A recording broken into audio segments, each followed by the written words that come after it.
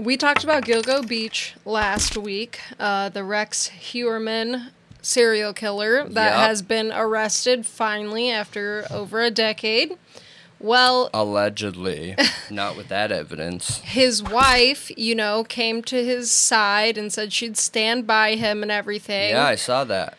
Well, that doesn't seem to be true because she filed for divorce this past Wednesday after more than 27 years of marriage. I mean, would you guys expect anything less? No. I feel like, okay, I've always thought this, okay? And I've always had an interest in serial killers' minds and always had an interest in like the cultural impacts and aspects of serial killers in society, okay? I remember being like 13, 14 years old and already digging into the Son of Sam, and I've always felt this, you guys, for any serial killer or major murderer, whatever out there that has had a wife or a long-term relationship, I've always felt like they have that person to create an image so they can be their dark selves without being questioned. You know what I mean? So then people on the outside looking in will look at them and be like, I mean, there's no way he's the killer because his wife would totally know unless she's in on it. And he's got she's not kids. In on it. You know what I mean? He's got kids. He's like a family man. Right. And we see in the evidence that every chance he got when he was alone, we're talking on lunch at work, we're talking even driving home from work, he was on adult sites harassing these girls, man, and it was escalating. So I just assume, and that's what I'm doing. I'm assuming here. This is totally just a guess, but their relationship can't be that good. And I don't mean abusive, because I don't think a serial killer or killer would be abusive because they need that person there for them. You know what I mean? I would think that they would just do and say whatever gets them to their goal the quickest. Yeah, there's like a disconnect there in their relationship. Who knows if he even has the ability to have an emotional connection with someone? That might not even be possible.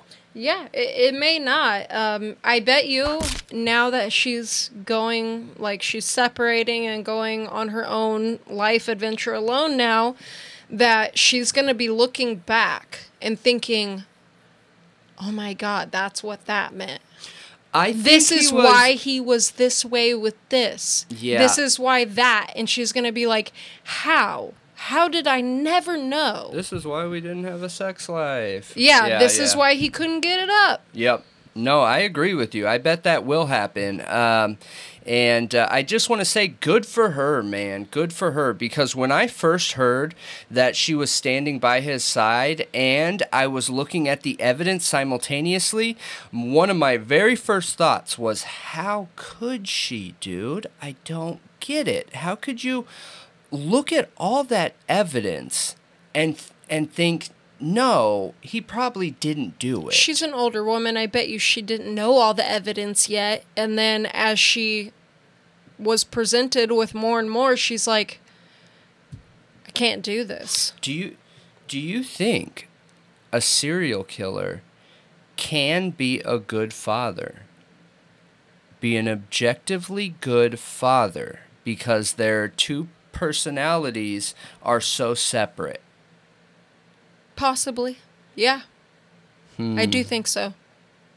That they could. Yeah, like thinking of it logically and linearly, yes, I can understand how they compartmentalize. How they could do it too.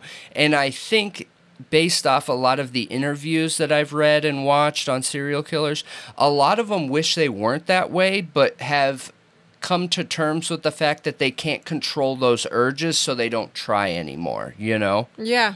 Like Ed Kemper, I know he was like that. I think, who's the other guy with he made the belt out of nipples? I don't remember. I think it was Gein? Ed Gein or something like that? No, I don't remember. But anyways, I'm sure it's multiple of them if you looked into it. So, well, I know that I sociopaths hope he was good to his kids. I hope, man. 'Cause they don't hope so deserve too. that. And you know what's really weird that there's been a lot of studying on is that serial killer urges and gene could maybe be passed in DNA. Well, yeah, because they even think trauma can be passed in DNA. So why Right. couldn't it? But I know Wild. that sociopaths, when they have family that they care about, it's because they see them as an extension of themselves. So while they can't feel like the normal feelings of like empathy, shame, or I think they might be able to feel shame, but like guilt, remorse, and stuff like that, and they don't have like normal human attachments, they see these people as like part of them, and they care about themselves. Yeah. So Yeah. I can see the family dynamic, but neighbors did say that family was weird and creepy and kept to themselves. Like the house was weird and creepy, and they kept to themselves, and they were quiet, and they didn't know much about them.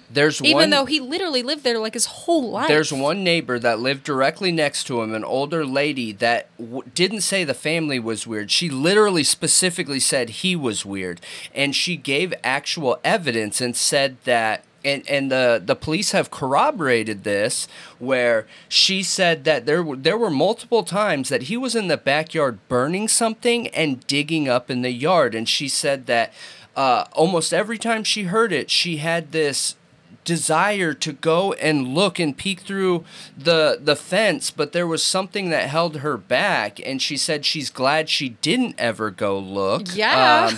But she always wondered, like, why once a month was there this burning? And then she started saying, like, I wonder if there's more victims then. Yeah. Because, again, we said this when we first covered this. If there are those 4 bodies as close as they were together, no way he went all this time without it. I think that it's very possible, you guys, that he caught so much heat from this, right, that it scared him. Because basically what needs to happen is there has to be so much heat from police and law enforcement that the fear becomes bigger than the desire to kill, okay? And then they change their methods. Yeah. They change how they do it. They don't stop. They change their methods. Exactly. And So. I personally think there's way more, and I wouldn't be surprised if the other victims at the beach besides the 4 women were his too. He was looking up child prawn. I know.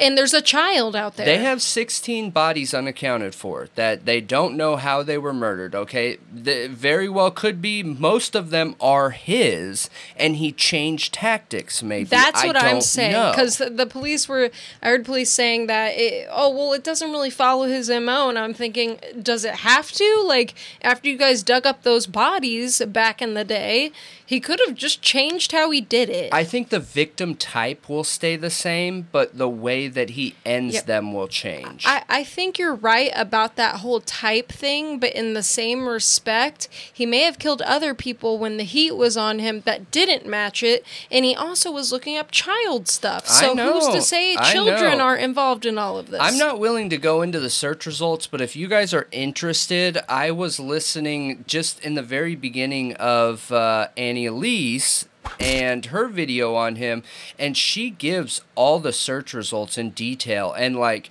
she gets like 4 or 5 of the search results in, and I'm literally in my car like verbally saying, okay, I get it, stop, and she continues just saying, and they get worse and worse and worse. It just really shows you how disgusting he was. It was horrible, and I mean awful, like very specific, searching for